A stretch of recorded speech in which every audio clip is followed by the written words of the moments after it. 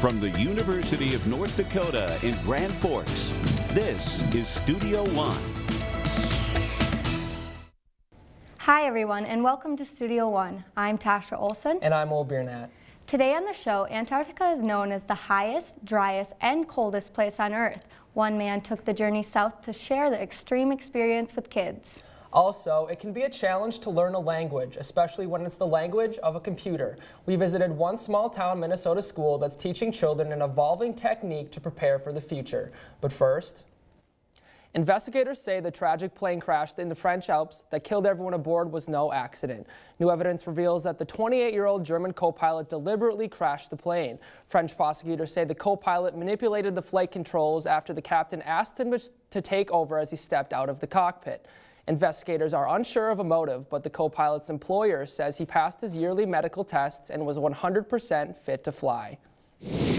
About 50 million Americans suffer from allergies. With spring approaching, that number continues to increase. Scientists now say air pollutants linked to climate change could be to blame for the increasing number of allergies worldwide. The potential effects of smog and pollution on the human immune system are still being researched and will be presented at a meeting for the American Chemical Society. A recent survey shows ATM fees are on the rise once again. MoneyRate.com says fees that used to be only a couple of dollars now cost $3 to $4 per transaction. Monthly maintenance charges, overdraft fees, and operational costs have also hit an all-time high.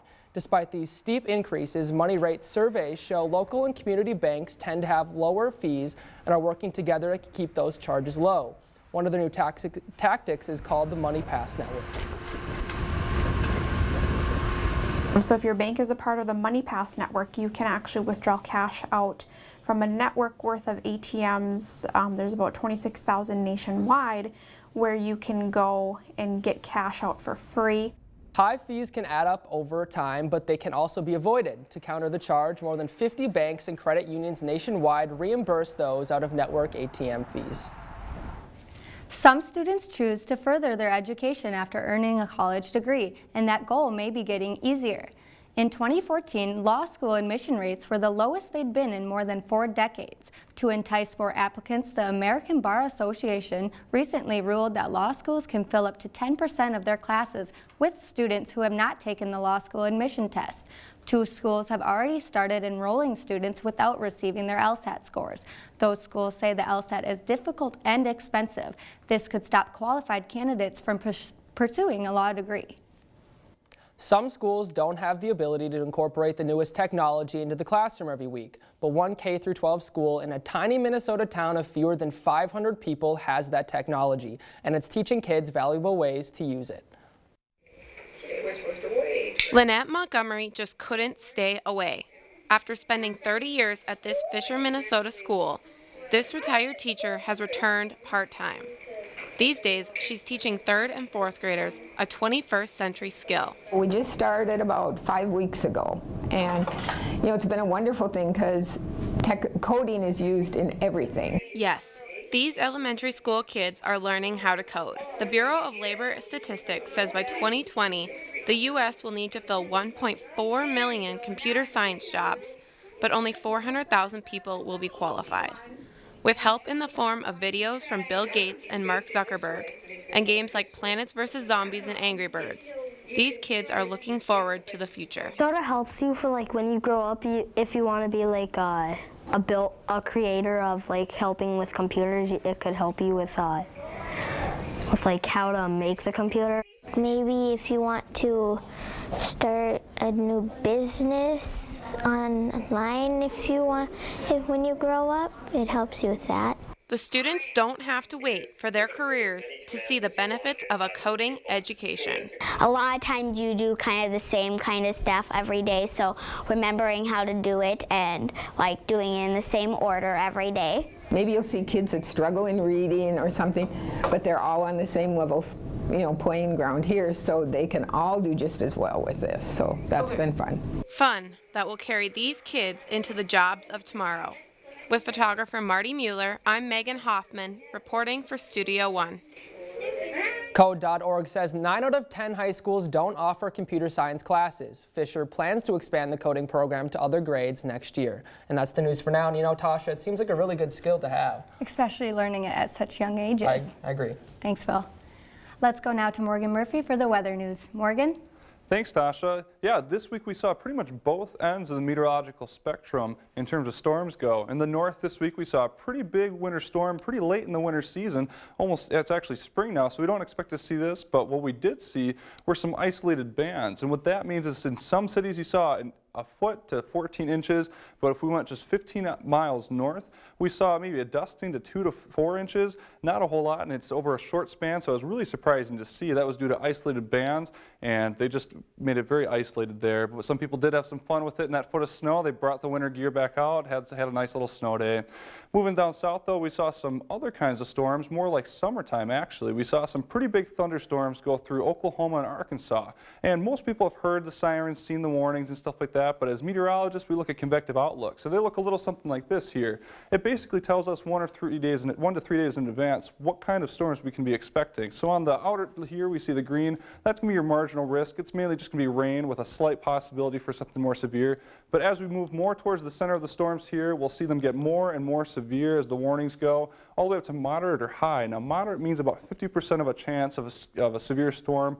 This is where your tornadoes are going to be. This is where your hail is going to be. And we actually did see a tornado go through Oklahoma here in Arkansas. So if you ever see that on the convective outlooks, either that or a high outlook, you expect to see something severe. We can actually see this on our radar too, right where this outlook was issued. We saw a pretty severe storm with this system there, and a lot of people without power even still today. But moving into our summer months here though, rain isn't the only thing we're tracking. We're actually looking at something all year round for the farmers around the country. While others around the country have been blasted with snow, this winter, those living in the Red River Valley of North Dakota have had it pretty easy. Okay, so we've had 16.3 inches of snow for the entire winter, and we should at this point have had 40 inches of snow. Greg Gust, a meteorologist for the National Weather Service, says precipitation is well below average. Much like California and other parts of the U.S., North Dakota is experiencing a drought. This may seem like bad news for the farmers, but fortunately there is still hope. Right now it's a meteorological drought, meaning below normal precipitation. It's not into an agricultural hydrologic drought situation yet. With ground moisture from the fall, mixed with snowmelt, the field should be wet enough for planting season. Due to its flat, continental location, the Red River Valley is one of the hardest areas in the continental United States to predict extended weather patterns, and no two winters are ever the same. Right now, there's not an indication that this is a drought of long magnitude. Right now, it's just a hint of a dry period for this beginning of this year.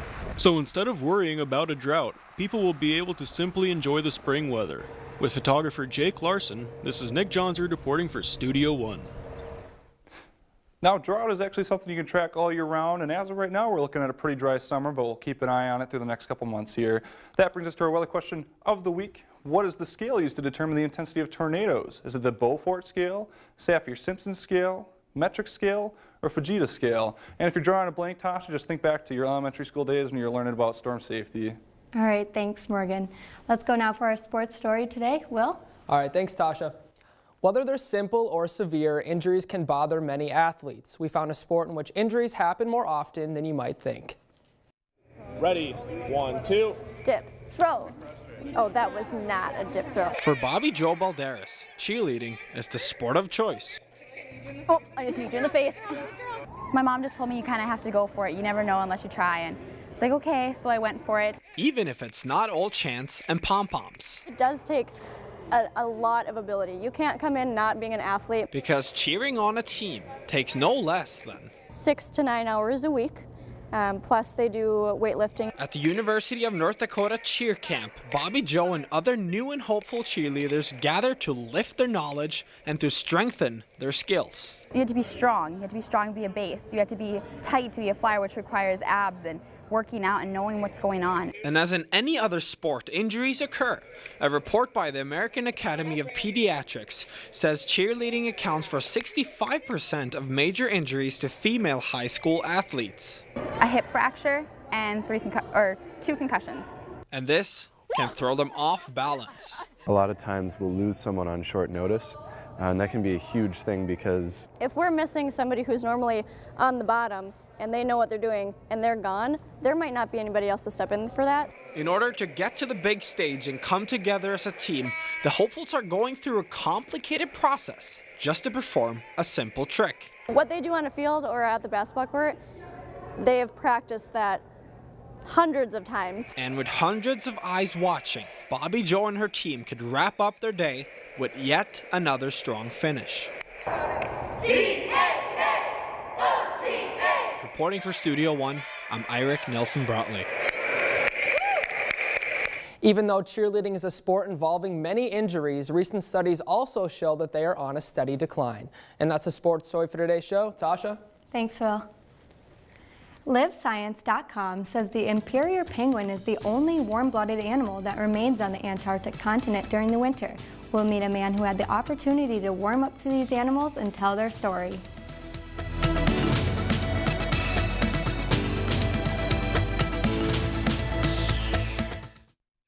Closed captioning for Studio One is underwritten in part by NDAD, helping others to help themselves. To have the future you want and a career you'll be proud of, you'll need a great education. The University of North Dakota can get you there with more than 225 degree programs, preparing you for today's fastest growing, high-demand careers, like medicine and health professions, aerospace, business, engineering, and energy. Schedule your campus visit today at und.edu/go, because to succeed, you need to be exceptional. Yeah, okay, science meets imagination. Life changed by innovation. Through the future of our nation. Engineers the occupation.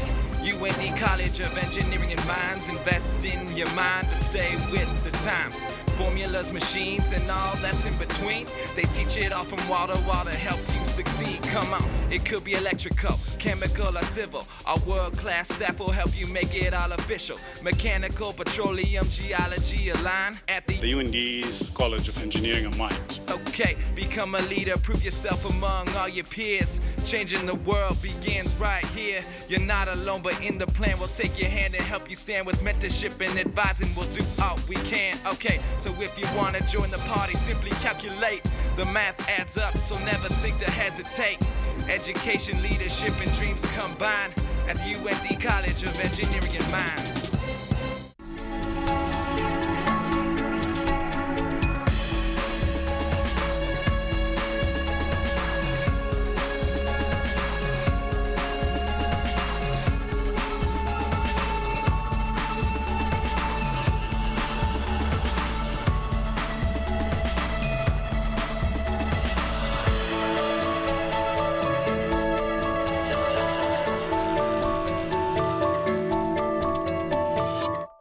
Closed captioning for Studio One is supported in part by the Listen Center, enriching the lives of people who have intellectual disabilities with choices in community recreation.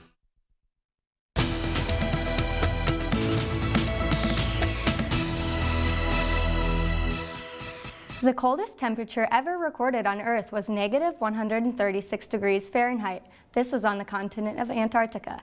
Science writer and editor at Time for Kids, David Berkley, braved the cold and traveled there. He joins us today to talk about his experience.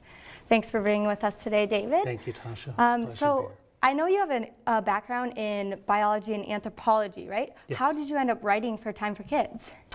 Well, I wasn't sure how I would use my biology background, my interest in science. I thought it would be applied somehow to writing. But when I went to school here at UND, I was not a journalism major, and I wasn't sure who I might work for. I'm vaguely thinking of like Audubon magazine or National Geographic. But in 1984, I got a job as a science reporter for Time magazine and have been there pretty much since.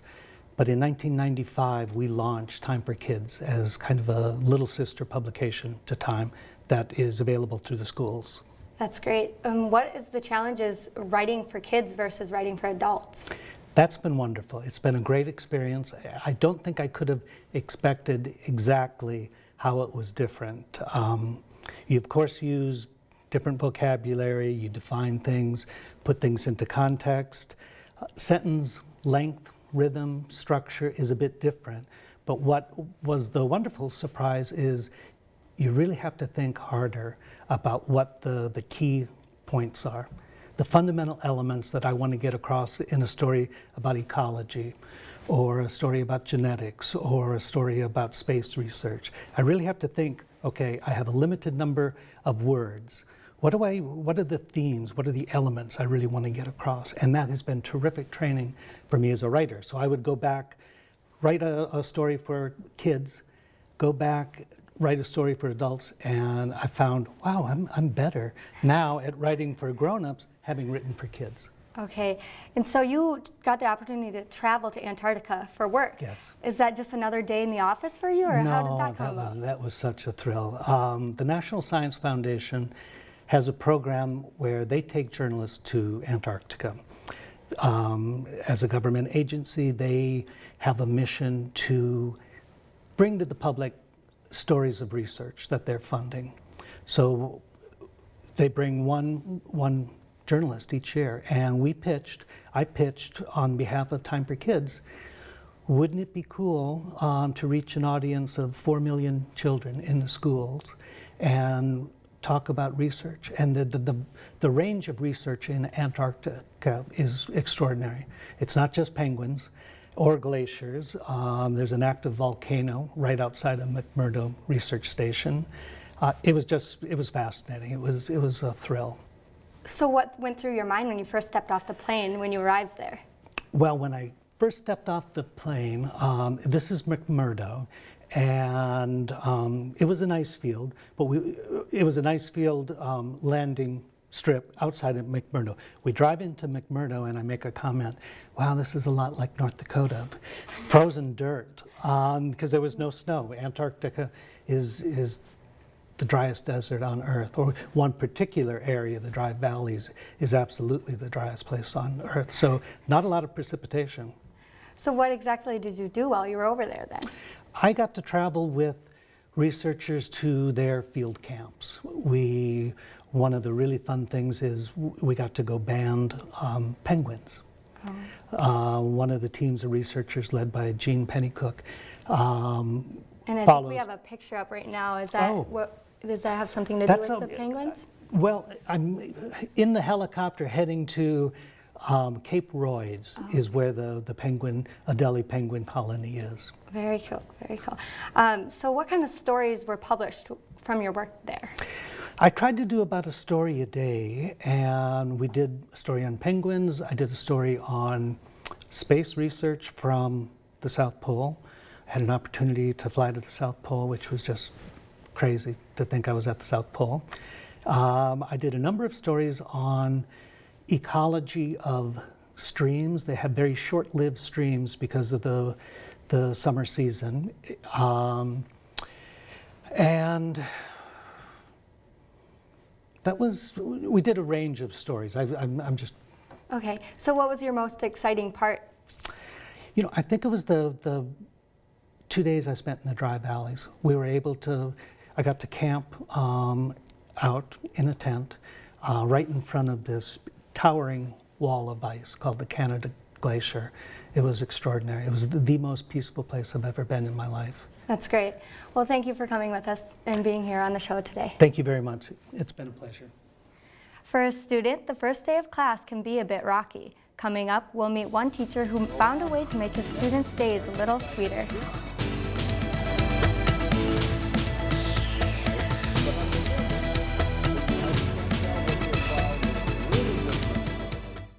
Studio One closed captioning is underwritten in part by Options, your disability information source.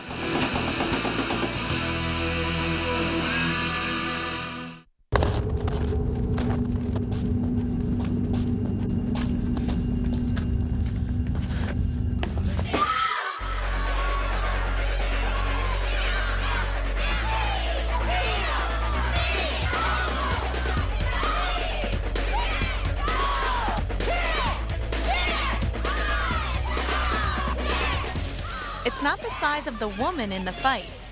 It's the size of the fight in the woman. To have the future you want and a career you'll be proud of, you'll need a great education. The University of North Dakota can get you there with more than 225 degree programs, preparing you for today's fastest growing, high demand careers, like medicine and health professions, aerospace, business, engineering, and energy. Schedule your campus visit today at und.edu/go, because to succeed, you need to be exceptional. North Dakota is facing challenges in healthcare delivery. The University of North Dakota School of Medicine and Health Sciences is building a place to help meet the state's healthcare needs. In addition to a new structure, we're also building interaction between healthcare professionals while building a workforce through expanding class sizes. We're inspiring our youth to engage in healthcare careers and exploring ways to reduce disease. It starts here and ends here, building a better future for North Dakota.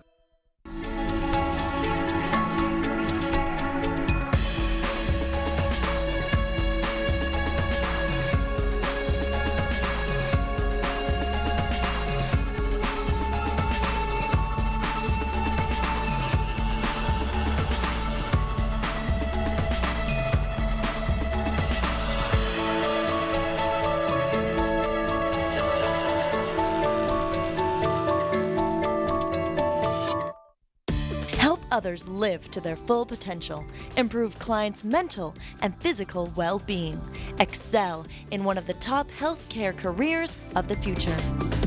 Occupational therapy students at the University of North Dakota experience high-quality education in small classes. You have to come to 45 degrees, even in a normal motion pattern.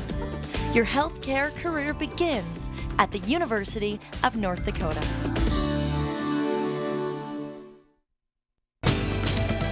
If you would like to attend a live show, go to our website at studio1.und.edu. When a misfit lands on Earth, he struggles to fit in. But in the film Home, the lovable character O meets a friend who is on a mission of her own. O is a member of the nomadic race called the Boov, but he leaves his people to find a safe place to call home. When O first lands on Earth, he meets Tip. Through a series of comic adventures, the two become very close. Together, they find the true meaning of what it's like to find out where you belong. The way that their relationship evolves through this movie, and how two people who have such judgments of one another at the top of the film end up so close by the end, it's very moving. The film is based on the book The True Meaning of Smek Day by Adam Rex. The film came to life in the director's home when he read the book to his two sons before bed one night. The movie Home will be coming to theaters Friday, March 27th with a PG rating. Musician John Legend has started an initiative which helps schools focus on students' individual talents. He emphasizes the importance of knowledge, but hopes schools can still shift to help scholars achieve their potential in doing what they love.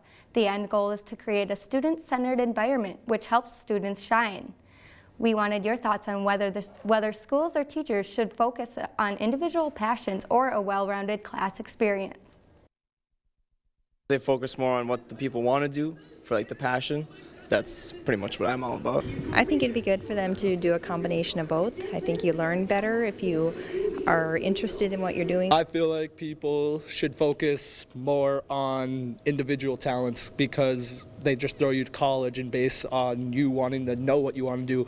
I guess it depends on the age. I think early on, especially kindergarten and going younger, I think it should definitely be passions and a mixture of well-roundedness. I think a real well-rounded curriculum is good, but also you have to hone in on the passion of the kid too. If you know what you're going to college for, then you should pursue your dreams and the way you feel like you should live your life. They shouldn't focus on one thing. Like, they should teach us everything that we need to know for the real world, is what I feel about it.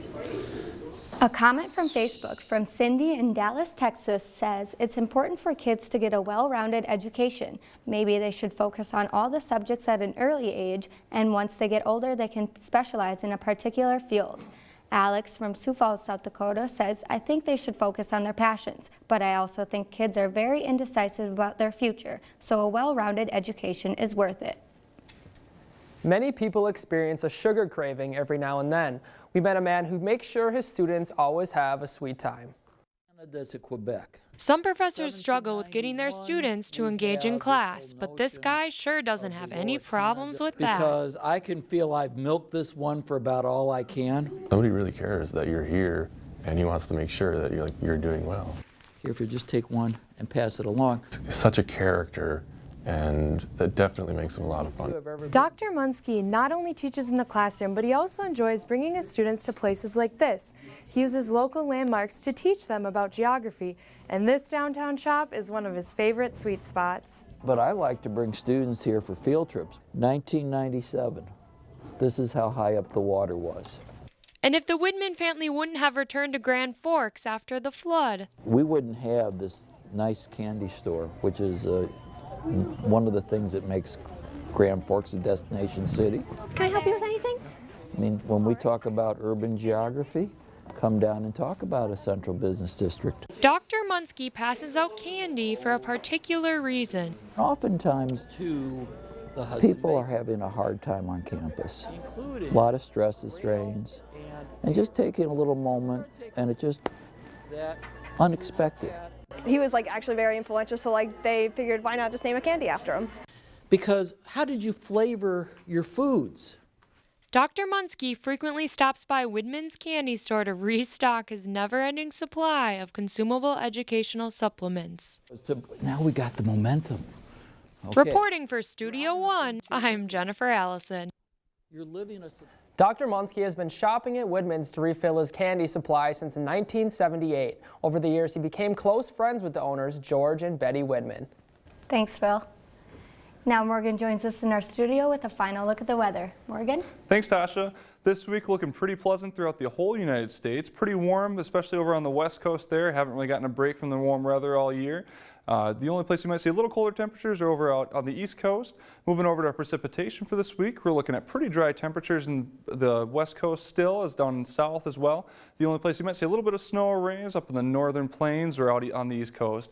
And we're moving into summer, which means that's tornado season. So the weather question of the week is what is the scale used to determine the intensity of tornadoes? And the answer is Fujita scale, and that goes all the way up to F5, which could get about 260 miles an hour. So how fast were those tornadoes you were talking about in Oklahoma? Those were going at about 100 miles an hour. That's still very fast. Thanks, Morgan.